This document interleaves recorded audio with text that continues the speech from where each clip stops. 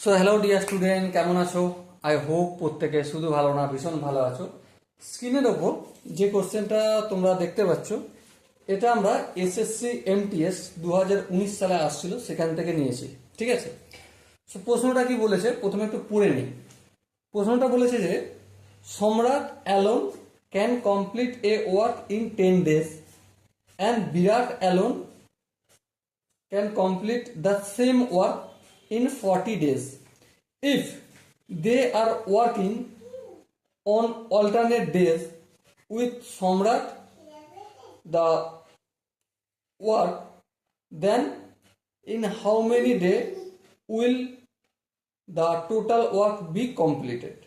মানে কি, সম্রাট সমস্ত কাজটা 10 দিনে কমপ্লিট করে, বিরাট সমস্ত কাজটা কত দিনে কমপ্লিট করে? 40 দিনে কমপ্লিট করে।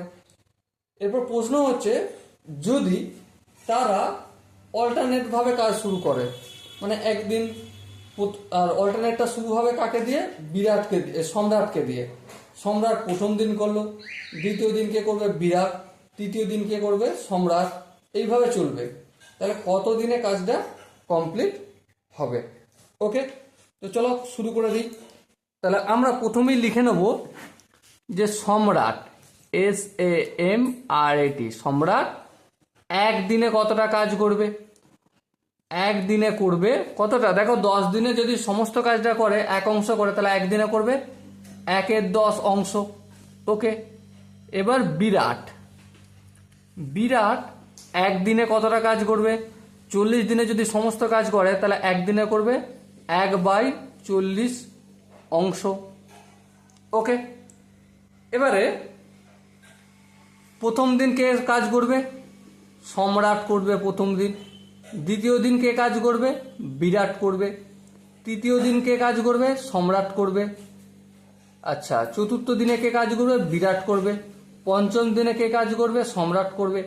এইভাবে কন্টিনিউয়াস চলবে। এবার প্রশ্ন হচ্ছে কত দিনে কাজটা কমপ্লিট করবে? তাহলে আমরা সম্রাট প্লাস বিরাট দুজন মিলে দুদিনে, মানে একদিন সম্রাট করছে আর একদিন বিরাট করছে, টোটাল কত হলো? দুদিন। দুদিনে কতটা কাজ হবে? 1/10 প্লাস 1/40। এবার এটা যদি একটু লসাগু টসাগু কি করি, তাহলে কি পাবো? লসাগু 40 হবে, 40কে 10 দিয়ে ভাগ করলে 4 হবে, প্লাস 40কে 40 দিয়ে ভাগ করলে 1, 1কে 1 দিয়ে গুণ করলে 1 হবে। তাহলে কত পেলাম? 5/40। 5/40 মানে 5/8 অংশ। তাহলে দুদিনে কতটা কাজ হবে? 1/8 অংশ।